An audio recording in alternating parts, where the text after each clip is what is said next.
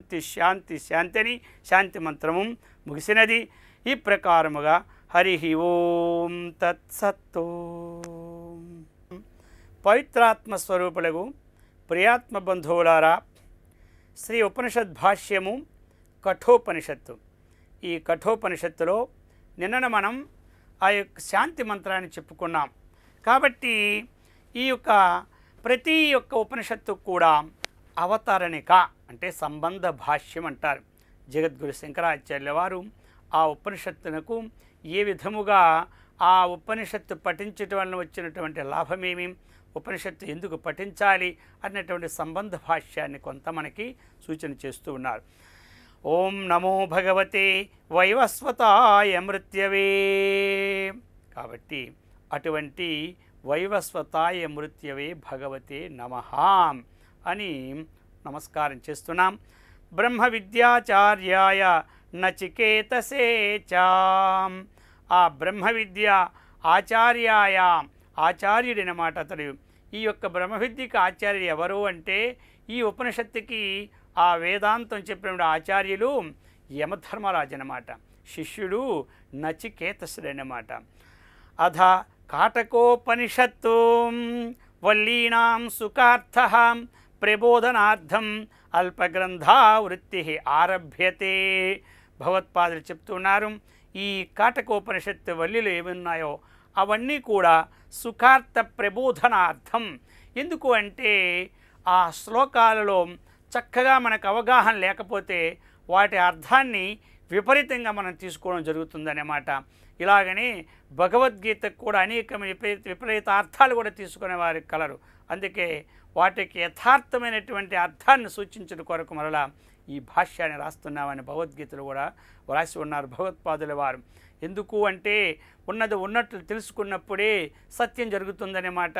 ఉన్నది లేనట్లుగా తెలుసుకుంటే అసత్యం జరుగుతుందన్నమాట.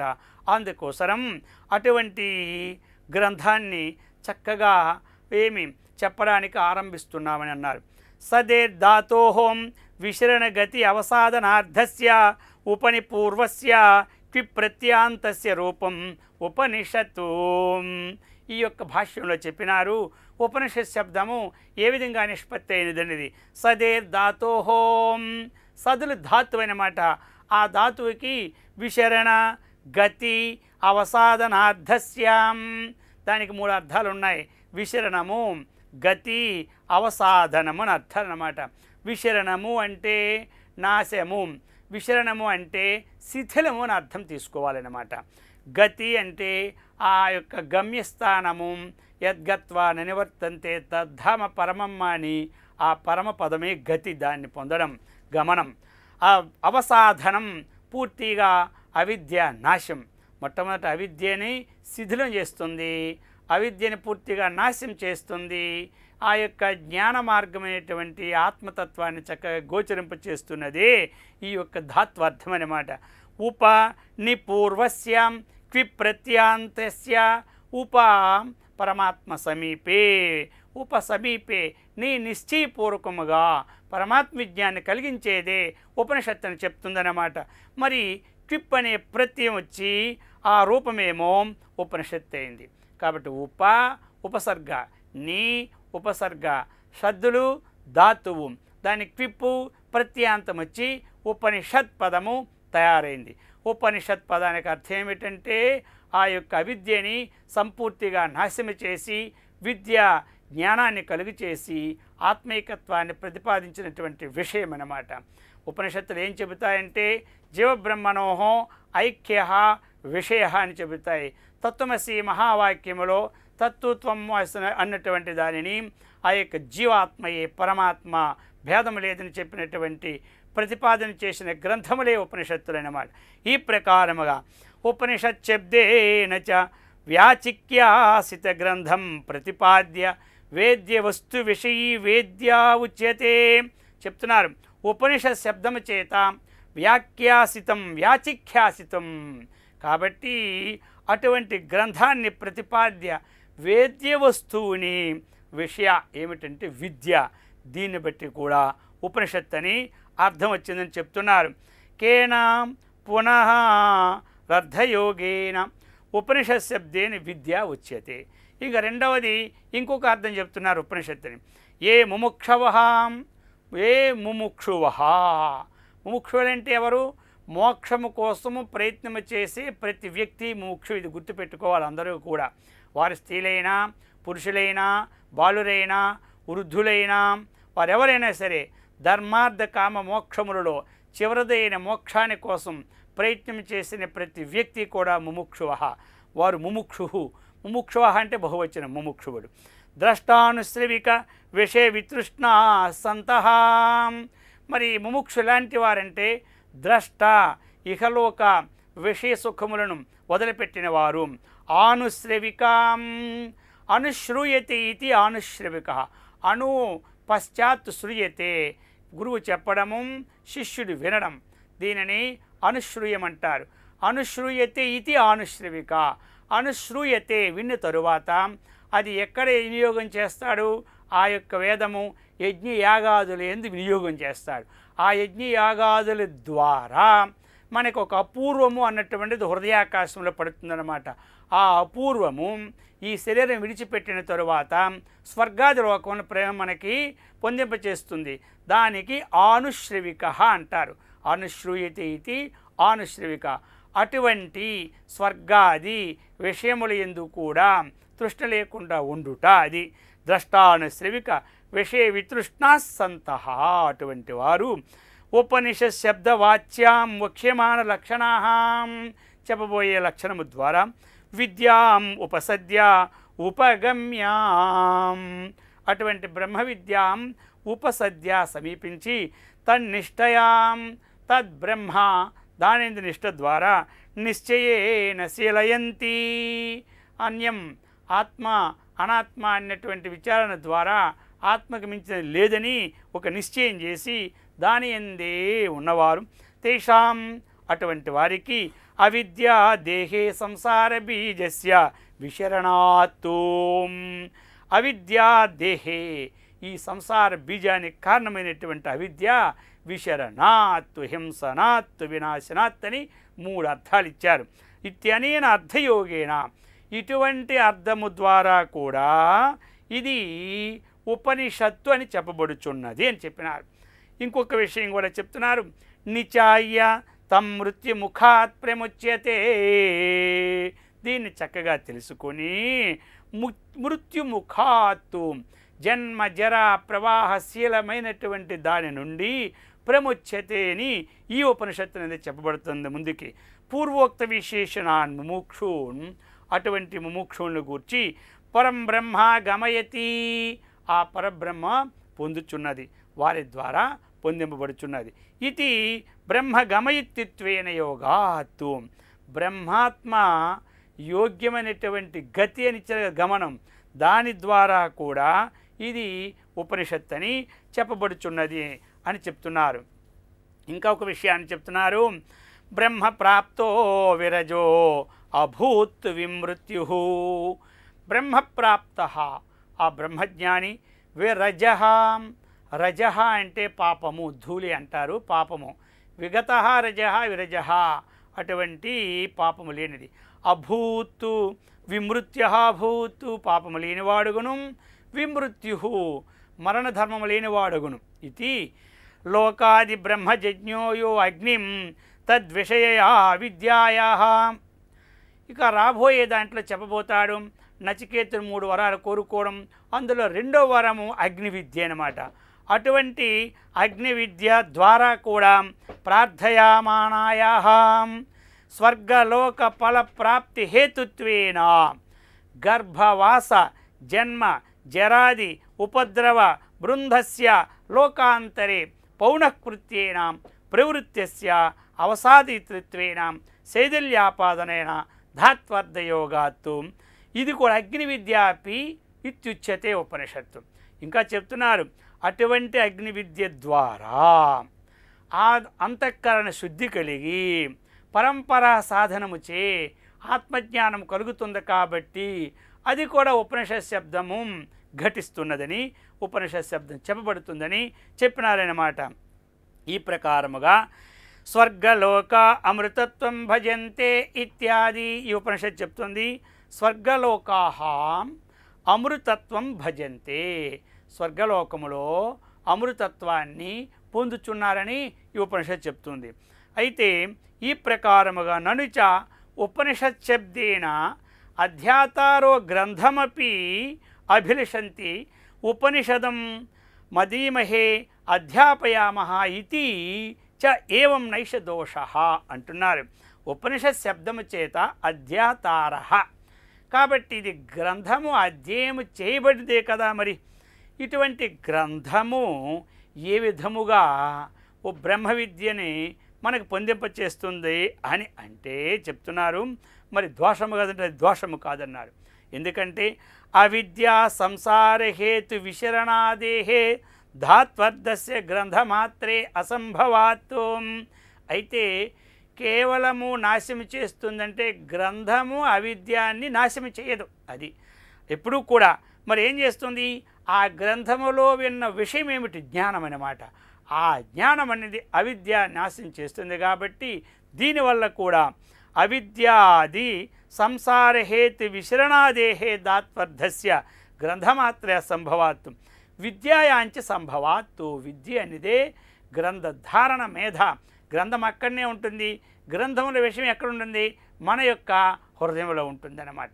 ఈ హృదయంలో ఉన్నటువంటి ఏ అజ్ఞానం అయితే ఉందో అది తద్వారా అజ్ఞానం పోగొట్టబడుతుంది. కాబట్టి ఆ యొక్క ఉపనిషత్తు అనేటువంటిది బ్రహ్మ విద్య అని చెప్పబడుచున్నది.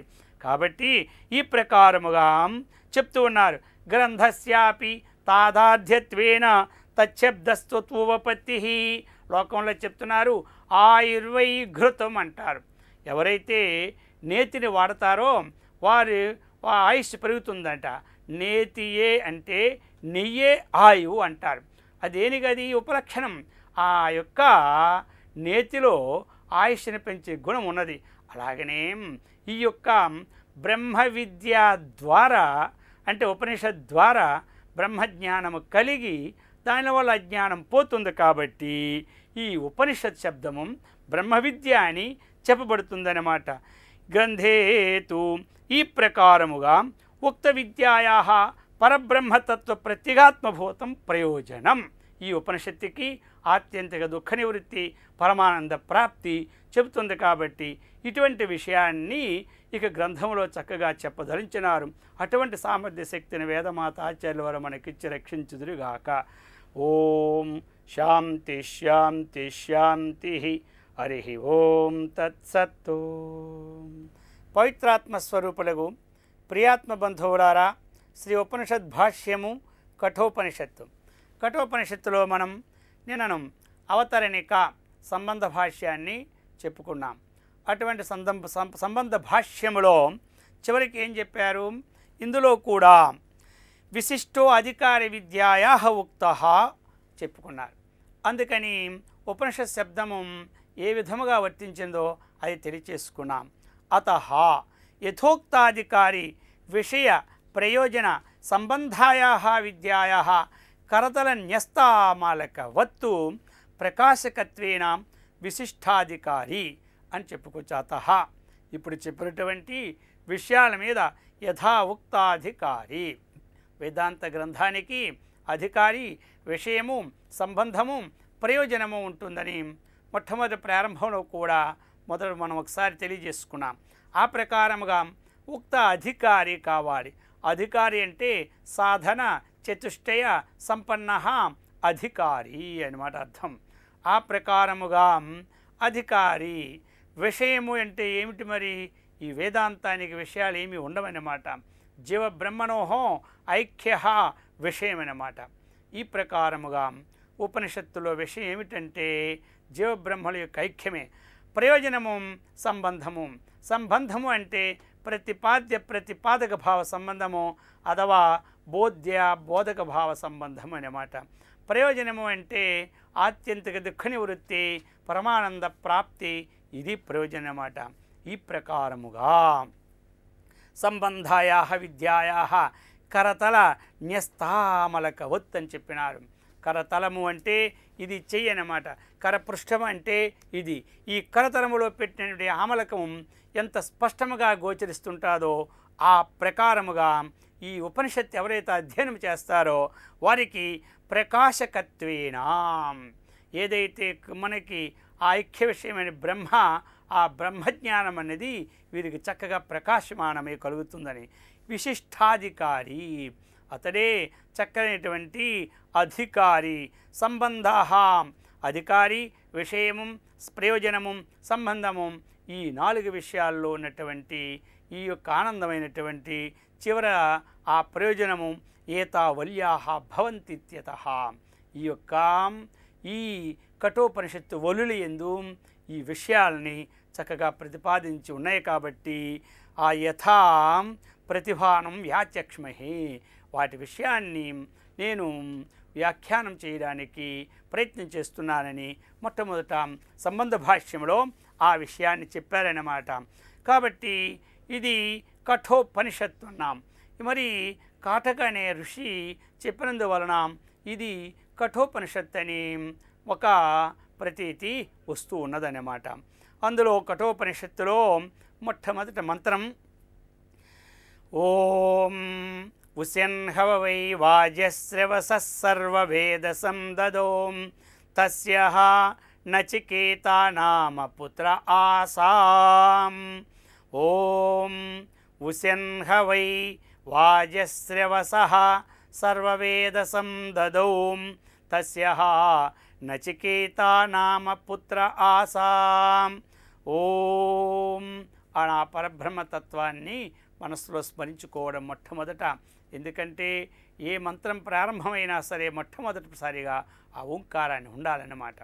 ఆ విధముగా వాజస్రవసః వాజస్రవసుడు, వాజస్రవసుని పుత్రుడగు వాజస్రవసుడు అదేనమాట. వాజస్రవసుడు అంటే ఎవరు? వాజస్రవుని పుత్రుడు వాజస్రవసుడు అని అన్నమాట. ఉషన్, ఉషన్ అంటే ఏమిటి? అభిలషించిన వాడే. ఏమిటా అభిలషించడం?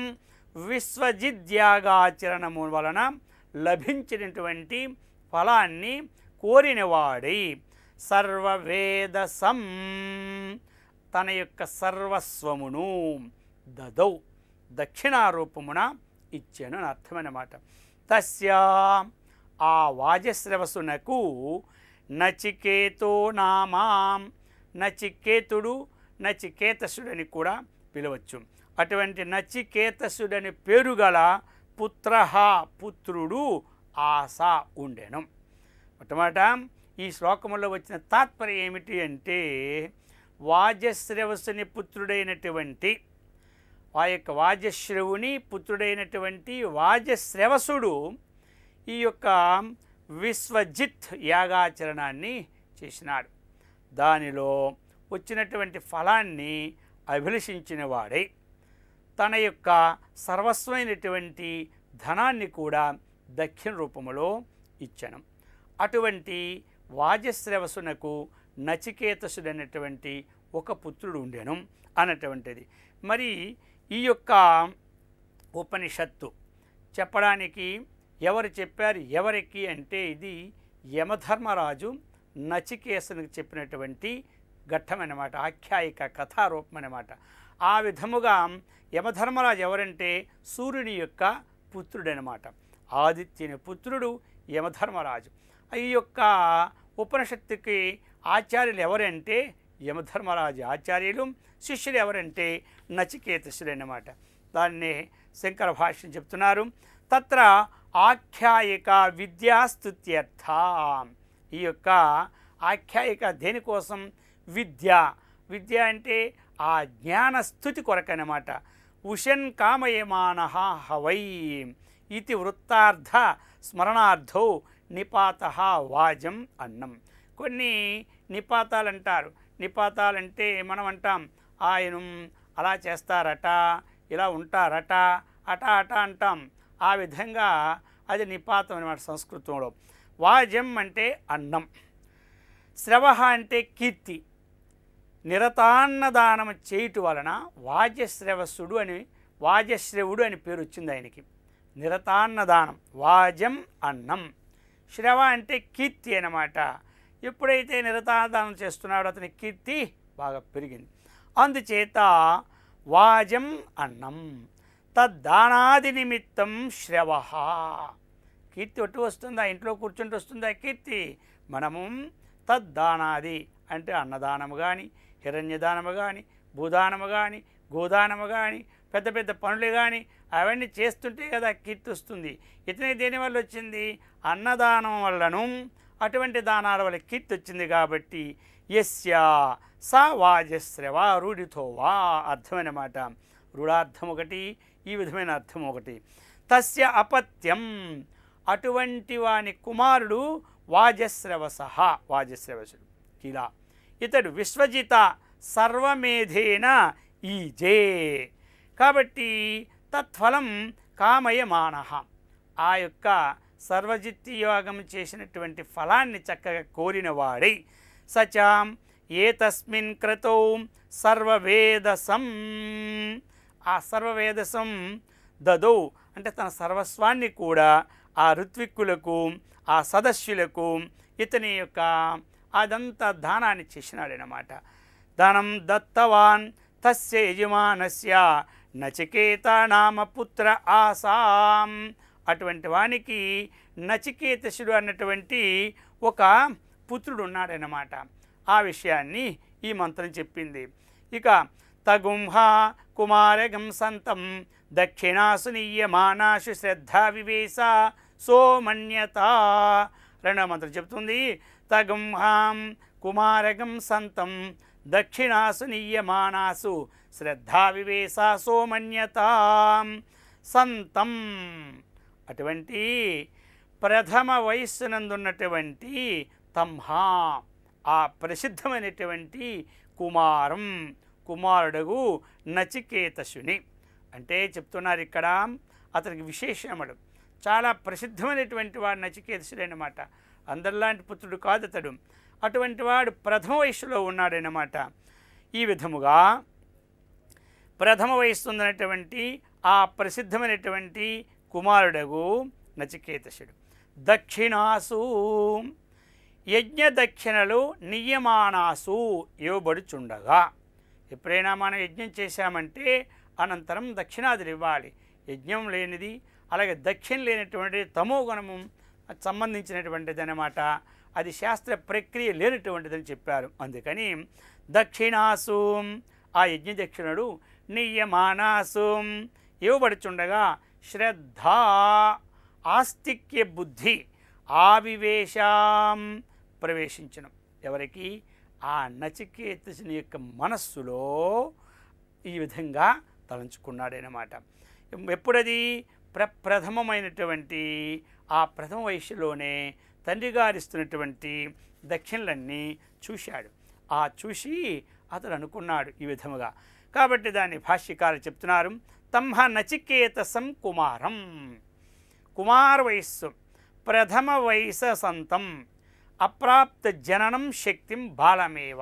బాలకుడంటే జనన శక్తి, సంతానోత్పత్తి శక్తి లేనంత వరకు అతనికి లేదు. కాబట్టి అటువంటి వాడు బాలుడు అని చెప్పినారు ఇక్కడ.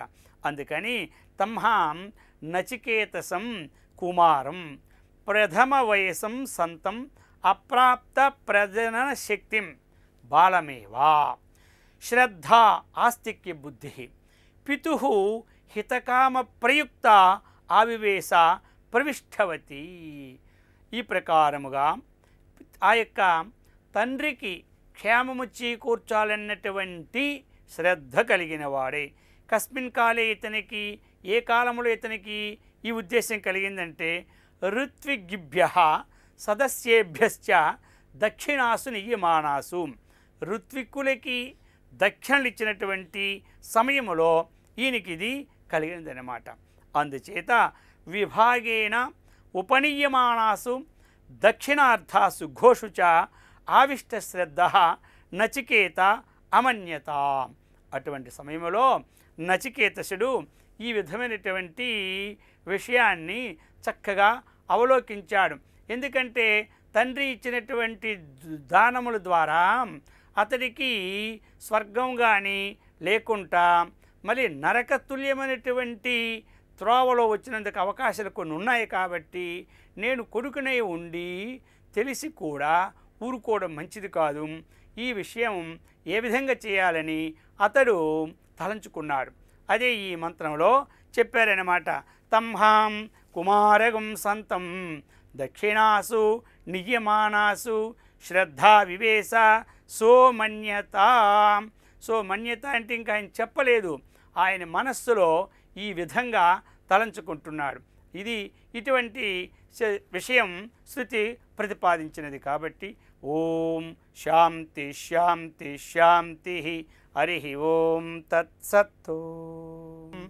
పవిత్రాత్మస్వరూపులకు ప్రియాత్మ బంధువులారా, శ్రీ ఉపనిషద్ భాష్యము కఠోపనిషత్తు ప్రథమవల్లిలో తంహ కుమారకం సంతం దక్షిణాసు నియమానాసు శ్రద్ధా వివేశ సోమన్యత అని మనం చెప్పుకున్నాం. ఆ ప్రథమ వయస్సు ఉన్నటువంటి వాడు ఆ నచికేతసుడు తండ్రి ఇచ్చినటువంటి ఆ దక్షిణను చూస్తూ శ్రద్ధతో కూడినవాడి తన మనస్సులో ఈ విధంగా ఆలోచించాడనమాట. ఆ తండ్రి దక్షిణలు ఇస్తూ ఉన్నాడు. దక్షిణల్లో కూడా దానిలో ఆనాడు ఏనాడైనా సరే ఆ యజ్ఞములు చేసినప్పుడు అప్పటి నుంచి వస్తున్నటువంటిది దక్షిణ విభాగాలు కూడా కొన్ని చోట్ల తెలిపి ఉన్నారు. ఎలా అంటే హోత, అధ్వర్యువు, బ్రహ్మ, ఉద్ఘాత అనేది నలుగురు ఋత్విక్కులైనమాట. యజ్ఞములో వీరు ముఖ్యులైనమాట. ఎవరు? హోత, అధ్వర్యువు, బ్రహ్మ, ఉద్ఘాత. వీరు నలుగురు చాలా ముఖ్యమైన వారు. వీరికి 48 గోవులు దక్షిణ ఇస్తారన్నమాట. అంటే 48 గోవులు దక్షిణ. ఇక మిగతా వారు ఉంటారు. ప్రశస్త, ప్రతిప్రస్థాతో, బ్రాహ్మణిచ్ఛంసి, ఈ విధంగా ప్రస్థోత అనేది 4 ఋత్విక్కులు. వీరికి ముఖ్య ఋత్విక్కులు అన్నమాట. కాబట్టి వీరికి ఏమి ఇస్తారంటే ఆ ముఖ్య ఋత్విక్కులకి ఇచ్చినటువంటి దక్షిణలో అర్ధభాగం ఇస్తారు వీరికి.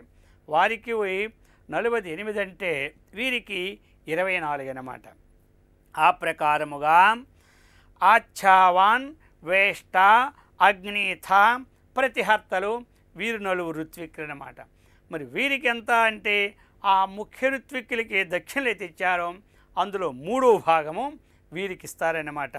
ఇక గ్రావస్థుతు, నేత, ప్రోత, సుబ్రహ్మణ్యులు వీరు 4 అన్నమాట. వీరు ఋత్విక్కులు. మరి వీరికి ముఖ్య ఋత్విక్కులలో ఏ దక్షిణ ఇచ్చారో 4వ భాగం అన్నమాట. ఈ ప్రకారముగా ఆ యొక్క దక్షిణలన్నీ కూడా చక్కగా ఇస్తున్న సమయములో ఈ నచికేతసుడు మనస్సులు ఈ విధంగా తలంచాడు. అయితే మరి ఆ ఇచ్చినటువంటి ఆవులు ఆ గోవులని ఏ ప్రకారమైన గోవులను ఇస్తున్నారో అది మంత్రం ద్వారా మనకి శృతి చెబుతున్నది. పీతోదక జగ్ధుతృణాం దుగ్ధదోహా నిరీంద్రియాహాం అనందానామతే లోకాః తాన్ సగచ్చతి తా దదత్. పీతోదక జగ్ధుతృణా దుగ్ధదోహా నిరీంద్రియాహాం అనందానామతే లోకాః తాన్ సగచ్చతి తా దదత్. ఈ మంత్రం ద్వారా మనకి అతడు ఏ విధమైనటువంటి గోవుల్ని దానం చేస్తున్నారో అది చెప్తున్నారు. పీతోదకాహ పానము చేయబడిన ఉదకము గల అంటే ఏదేంలో అయితే ఇంతవరకు తాగినావో అవే, కానీ ఇక మీద నీళ్లు త్రాగడానికి కూడా శక్తి లేనటువంటి గోవులన్నమాట. జగ్ధుతృణాహ భక్షింపబడిన గడ్డి ఇంతవరకు భక్షించినాయి, ఇక మీద గడ్డి తినేదానికి కూడా సామర్థ్యం లేనటువంటి ఆవులని. దుగ్ధ దోహాహాం పితుకుబడిన పాలు గల అంటే అర్థం ఏమిటి? ఏవైతే పితికి తీసుకున్నారో ఆ పాలు ఇంతకుముందే తీసుకున్నారు, ఇకబట్టి పాలు వస్తాయన్నటువంటి ఆశ లేనటువంటి గోవులన్నమాట. దుగ్ధ దోహాహ నిరీంద్రియాహాం ఇక దుర్బలమైనటువంటి ఇంద్రియములు గలమన్నమాట. తాహా ఆ గోవులను దదత్తు దానము చేస్తున్నాడు. ఎవరు? తండ్రి. అటువంటి గోవులను దానము చేయుచున్నటువంటి తండ్రిని చూసినాడు, అనుకున్నాడు ఆనంద నామాం సుఖము లేనటువంటి తే లోకాహ, అటువంటి లోకములు ఏవి గలవో తాన్ గచ్చతి, ఎక్కడైతే సుఖము శాంతి లేవో అటువంటి లోకాలను మా తండ్రి పొందుతున్నాడు ఆహా అని కుమారుడు మనస్సులో భావించుకుంటున్నాడు. ఈ శ్లోకము ద్వారా మనకు వచ్చిన అర్థం ఏమిటంటే ఆ గోవులు ఏ శక్తి సామర్థ్యాలు లేవు, పాలు కూడా ఇవ్వలేనటువంటివి, గడ్డి కూడా తినలేనటువంటిది, ఈ ప్రకారముగా ఉన్నటువంటి గోవులను ఇస్తున్నాడు కదా. ఈ దానం వలన ఆయనకి నరకమే కానీ స్వర్గలోకాది కలుగు కదా అని ఆ యొక్క కుమారుడు ఆలోచిస్తున్నాడు. అంటే ఏవైతే మంచి గోవులు ఉన్నాయో అవి ఉంచుకొని ఈ విధమైన గోవులు ఇస్తున్నాడని ఒక అర్థం వస్తుందన్నమాట. కాబట్టి దానినే భాష్యకారులు చెప్తున్నారు. పీతోదక ఇత్యాదిన దక్షిణార్థాః గావః విశేష్యంతే. ఇది ఏం చేస్తుందో మనకి ఏవైతే దక్షిణిస్తున్నారో ఆ గోవులను ఇది మనకి చెప్తున్నది అన్నమాట. పీతం ఉదకం యాభిః తా పీతోదకాః. పీతం ఉదకం తాగబడినటువంటి ఉదకము గల అంటే ఇంకా త్రాగుటకు సమర్థత లేనటువంటిది. జగ్ధం భక్షితం తృణం యాభిః తాః జగ్దుతృణాః. జగ్ధం అంటే భక్షితం, తృణం యాభిః ఏ గోవుల ద్వారా ఏది తినబడినదో మరలా తినడానికి శక్తి లేవు అవేనమాట. దుగ్ధ దోహ క్షీరాఖ్యా ఏసాం తాహ దుగ్ధదోహాః. ఏవైతే మనకి పాలు ఎంతవరకైతే ఇచ్చిందో అవన్నీ తీసిపెట్టారు, ఇక మీద ఇవ్వడానికి సమర్థలేనివి. ఈ ప్రకారం నిరీంద్రియాః అప్రజనన సమర్థాః. మరలా ఆ గోవులు యొక్క శిశువులను ఉత్పత్తి చేయడానికి సమర్థత లేనటువంటి గోవులన్నమాట. ఆ ప్రకారముగా జీర్ణాః నిష్ఫలాః గావః. అంగములన్నీ జీర్ణించిపోయినటువంటిది, ఫలము లేనటువంటి ఆ గోవులను ఏవం భూతాః గౌః, ఇటువంటి విశేషములతో కూడినటువంటి గోవులను ఋత్విగ్భ్యః, ఆ ఋత్విక్కుల కొరకు దక్షిణా రుద్యా దదత్ ప్రయచ్చత్ అని చెప్పినారు. ఈ ప్రకారంగా విధానం చేస్తున్నారు. మరి వారికి ఏమి గతి అంటే అనందాహ అంటే అనానందాహ, ఆ సుఖానాం అంటే సుఖము లేనటువంటి లోకాలని ఆ యజమాని పోతాడట. అందుకని ఇటువంటి గతి మా యొక్క తండ్రికి వస్తుంది కదా, నేను పుత్రున్నే ఉండి ఈ గతి పట్టించడం మంచిది కాదని అతనికి ఒక భావన కలిగిందన్నమాట. కలిగి ఆ ప్రకారముగా అయిన తరువాత సహోవాచ పితరం తతకస్మై మాం దాస్యతీతి ద్వితీయం తృతీయం తం హోవాచ మృత్యవే త్వా దదామితి. సహోవాచ పితరం తతకస్మై మాం దాస్యతీతి ద్వితీయం తృతీయం తం హోవాచ మృత్యువే త్వా దదామితి. ఆలోచించాడు నచికేతసుడు, ఆలోచించాడు. ఆలోచించి ఇప్పుడు సహా నచికేతః పితరం ఉవాచ. ఆ నచికేతసుడు పితరం తండ్రిని గూర్చి ఉవాచ తథా సంబోధన అన్నమాట. హే తండ్రి అథవా ఓ తండ్రి, మాం నన్ను కస్మై ఎవరి కొరకు దాస్యతీతి ఇచ్చుచున్నావని అడిగాడనమాట. అది ద్వితీయం తృతీయం 2 సార్లు 3 సార్లు ఉవాచ పలికాడు. తం ఆ నచికేతసుని గూర్చి త్వా చూశాడు తండ్రి, నిన్ను మృత్యవే మృత్యువు కొరకు దదామీతి ఇచ్చుచున్నానని పలికాడు. తాత్పర్యం ఏమిటంటే ఆ యొక్క దానములు ఇచ్చుచున్న సమయములో పుత్రుడు తండ్రిని అడిగాడు, నన్ను ఎవరికి దానము చేస్తావు తండ్రి అని అడిగాడు. ఆ విధంగా ఒక్కసారి అడిగి ఊరుకుంటే బాగున్నాం, 2, 3 సార్లు అడిగినాడు. దానితో కోపం వచ్చి ఆయన అన్నాడు, నిన్ను మృత్యుదేవత ఆ యొక్క సూర్యుని కొడుకైనటువంటి యమధర్మరాజు దగ్గరికి పంపుతానంటే యమధర్మరాజుకి ఇస్తానని చెప్పేసినాడు. అది విన్నాడనమాట. ఎవరు? అతడు. దాన్నే తదేవం క్రత్వ సంపత్తి నిమిత్తం పితు అనిష్టఫలం మయా పుత్రేణ సత నివారణీయం అని అనుకున్నాడు. ఎందుకు అంటే ఆ యొక్క యజ్ఞ సంపత్తి చేసేది మంచి పని, వచ్చేది పాపం. ఈ యొక్క పితు అనిష్టఫలం, పితువుకి ఇష్టఫలం కాదు, ఇది అనిష్టఫలం. ఆ అనిష్ట ఫలం అనేది నివర్తింప చేయాలని మయా పుత్రేణ నేను పుత్రుని ఉండి కూడా తండ్రికి నరకలోకాన్ని ప్రాప్తి చేయడం మంచిది కాదని దాన్ని నివారణ చేయడానికి అత్ర ప్రధానేనాపి క్రతు సంపత్తి కృత్వా ఇత్యేవం మత్వా పితరం ఉపాగమ్య.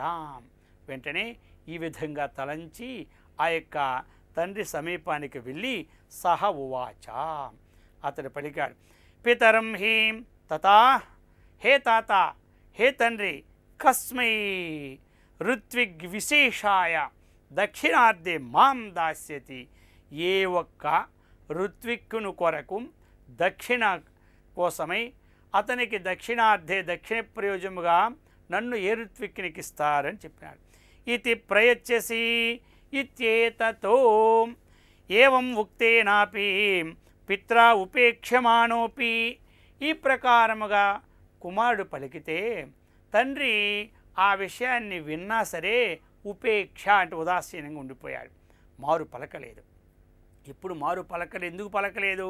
చిన్నపిల్లలు వస్తారు, ఏదైనా ఒక మాట అంటారు అనేటప్పుడు మనం పట్టించుకుంటామా? పెద్దవాళ్ళు మాట్లాడుకున్నప్పుడు కానీ ఆ ప్రకారంగా ఏదైనా వస్తువులు ఇస్తున్నప్పుడు కానీ ఇంట్లో చిన్నపిల్లలు వచ్చారనుకోండి, అప్పుడు ఏదో అంటుంటే మనం ఆ మాటలు పట్టించుకుంటామా? పట్టించుకోం. ఎందుకంటే వాడు తెలియదు, చిన్నవాడు కాబట్టి మనం ఏమంటే అదే తిరిగి అంటుంటుంటాడు, పలుకురాయి పలికేటట్టుగా. కాబట్టి తెలియకే కదా అంటారు, తెలిస్తే సమాధానం చెబుతారు కదా అని ఈ ప్రకారముగా కూడా ఆ తండ్రి ఉపేక్ష చేసినాడు, ఎందుకులే వీడితో అని. అన్నా సరే ఈ నచికేతుడు ఊరుకున్నాడా? ద్వితీయం మరలా అన్నాడు, రెండోసారి నన్ను ఎవరికి ఇస్తావు తండ్రి అన్నాడు. అప్పుడు కూడా తండ్రి మళ్ళీ ఊరుకున్నాడు. మూడోసారి మళ్ళీ అన్నాడు, తండ్రి నే ఋత్విక్కిన కొరకు నాకు దక్షిణగా ఇస్తానని అడిగాడు. వెంటనే చూశాడు, ఈ విధంగా నాయం కుమార స్వభావ అని తండ్రి ఆలోచించాడు. అయం ఈ విషయం ఉందా, ఇది కుమార స్వభావము కాదు. కుమారుడికి ఒక్కసారి మనం ఊరుకుంటే అతడు రిటర్న్ మళ్ళీ పోతాడు. ఇతడు కుమార స్వభావం ఇది కానే కాదు. ఎందుకు అంటే ఇది పెద్దవాళ్ళ స్వభావమే, లేతే లోపల ఏదో ఒకటి పెట్టుకొని ఆడిన విషయమే అని గమనించి ఈ ప్రకారం నాయం కుమార స్వభావ ఇది క్రుద్ధ సన్, మంచి కోపం గలవాడైనాడు తండ్రి.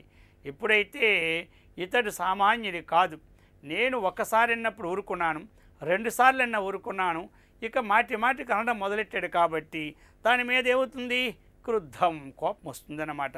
ఆ కోపం వచ్చి పిత అంటున్నాడు, తంహ పుత్రం కిల ఉవాచాం, ఆ పుత్రుని గురించి చెప్తున్నాడు, మృత్యవే వైవస్వతాయ త్వాం దదామి.